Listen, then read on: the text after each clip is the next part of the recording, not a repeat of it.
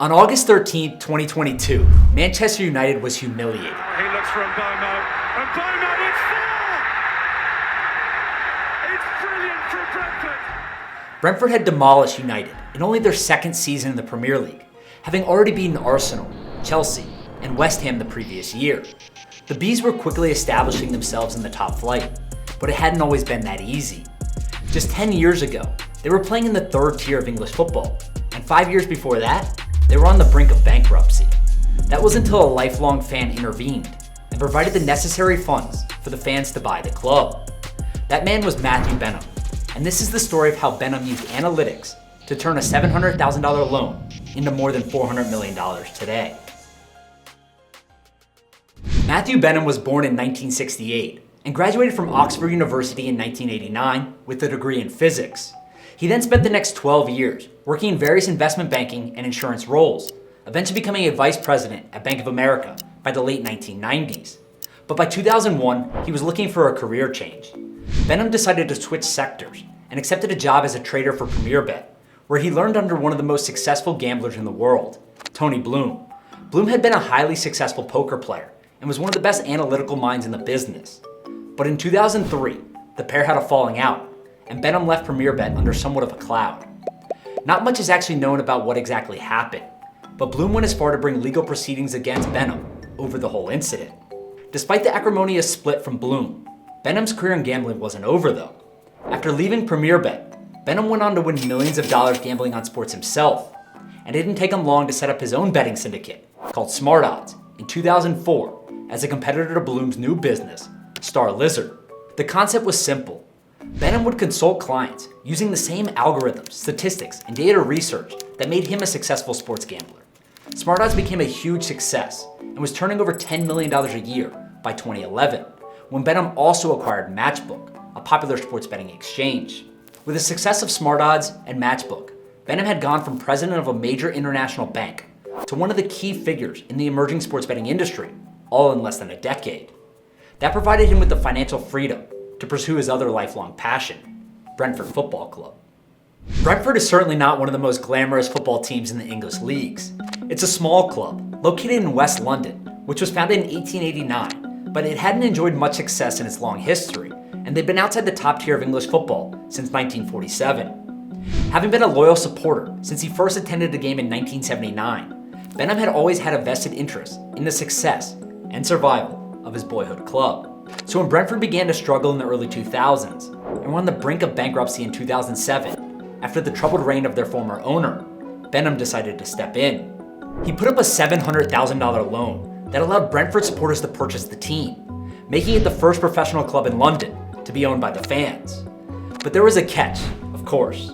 The loan terms stipulated that Benham had the option to purchase the club if the supporters chose not to repay the loan in full. And in 2012, that's exactly what happened. The fans declined to repay the loan, making Benham the owner of his childhood team.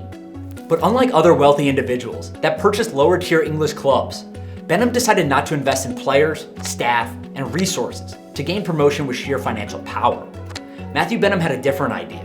He wanted to use data, he wanted to use analytics, and he wanted to bring Moneyball to English football. Moneyball is a reference to the best-selling book by Michael Lewis and its film adaptation starring Brad Pitt about Oakland A's general manager Billy Beane, who used unconventional analytics, statistical analysis, and a very low team budget to turn Major League Baseball's Oakland A's into a winning baseball team. In essence, Moneyball has become a buzzword for using data analysis in sport, particularly in the recruitment to find players that had been undervalued. Benham was keen to use what he'd learned throughout the data analysis he'd done as part of his gambling career, but he didn't want to risk everything on his boyhood club. So to test his analytical concepts, he purchased FC Midtjylland, a club in the Danish Superliga, for $10 million in 2014. And the plan was simple. The ideas that worked at Midtjylland, he transported to Brentford. The ideas that didn't, he threw in the trash. The data that was useful, he used at Brentford. The data that wasn't, he ignored. This allowed him to develop his own set of metrics and indicators that could better predict both individual player and team performance. And these numbers provided the building blocks for what was to come. Benham soon began making changes at Brentford. He fired multiple staff members, including Mark Warburton in 2015, the manager who had just gained the club promotion to the championship just 6 months prior. Benham's plan was to replace the staff with more analytically minded professionals that could deploy his data-driven plans, even if they lacked traditional footballing experience. As part of this restructuring, data became the core focus, and the club stopped caring about individual wins and losses. Instead, Benham determined the actual result wasn't nearly as important compared to more definable metrics like expected goals or XG. So how does this work? In his mind, the quality and quantity of scoring chances created during a match were more valuable in a low-scoring sport like football, which is often skewed by randomness and luck. So the club developed a key set of performance indicators that determine the club's on-field performance and began to utilize powerful models and leverage data like XG or expected goals to really break down where the team could improve on the pitch. But expected goals were only part of Benham's moneyball strategy. The second phase was even more extreme. In 2016, Brentford decided to break convention by disbanding its youth academy too. So while other top clubs were investing millions and millions of dollars into their youth teams, Brentford shut theirs down in favor of a B team of 17 to 21-year-old players that had been rendered useless by other Premier League club academies. Why? Well, there were three main reasons. First, the cost of running the academy was a huge burden on what was still a fairly small club.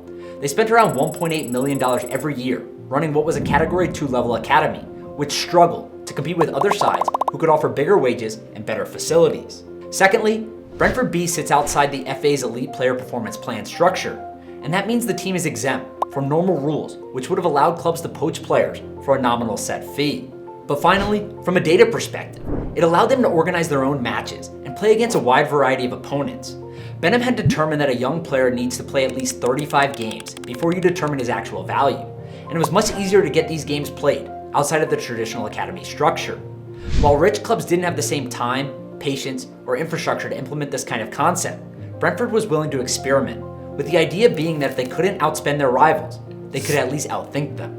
And the plan worked. The analytically built B team enabled Brentford to find undervalued players that contributed to the club's eventual success and then were sold to other clubs for record transfer fees.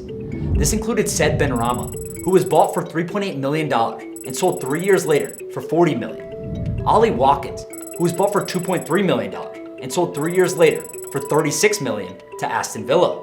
Andre Gray, who was bought from Luton for $620,000 and sold just 1 year later for $12.4 million. And finally, Neil Moped, who was bought for $2.1 million and sold just 2 years later for $26 million to Brighton. These impressive returns meant that the club had a positive net spend in every transfer window between 2013 and 2021, and it didn't take long for Benham's moneyball approach to start paying off. They reached the League One playoff final in 2013, and then 1 year later, they were promoted to the Championship, the second tier of English football. And after 2 unsuccessful playoff campaigns, the moneyball approach finally paid off in 2021, when Brentford beat Swansea City 2-0 to reach the top flight of English football for the first time since 1946-1947. With this promotion, Brentford was guaranteed $300 million in payouts, even if they just lasted 1 season in the Premier League. That $300 million would come from revenue sharing agreements for broadcast deals and parachute payments, which are given to any team relegated out of the Premier League. This ensured that the original $700,000 loan that Benham had given back in 2007 to save the club from bankruptcy was now worth at least 400 times that. And it didn't stop there.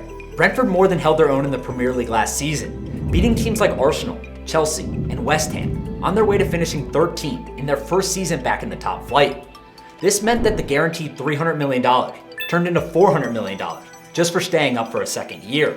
And this doesn't even include money that the team can make from individual sponsorships either. John Varney, chief executive at Brentford, said in an interview after they were initially promoted, "Our promotion of the Premier League means that we are now broadcast in more homes around the world than any other league or competition. This global platform creates an opportunity to grow interest in the Bees and for us to maximize commercial returns to reinvest in our squads." So the club is actually probably worth more than $400 million today, and Benham's deal has paid off even more spectacularly than it might even appear. But there's also a final twist. With Brentford now in the Premier League, Benham has the opportunity to take on an old foe from Premier Bet, Tony Bloom, who has been chairman and owner of Brighton and Hove Albion. Brighton won both matches last season, but the rivalry does add an extra bit of spice to an already spectacular story. In the end, Benham's belief that analytics provide a unique edge in a low-scoring sport skewed by randomness and luck has been proven right, and the longer they stay in the Premier League, the more money that they'll make. With the sport getting increasingly saturated by money and the narrative that success only comes through financial investment, It'll be interesting to see whether Benham's methods and Brentford's success potentially shift the long-held belief that analytically based equations can't determine future success in professional soccer.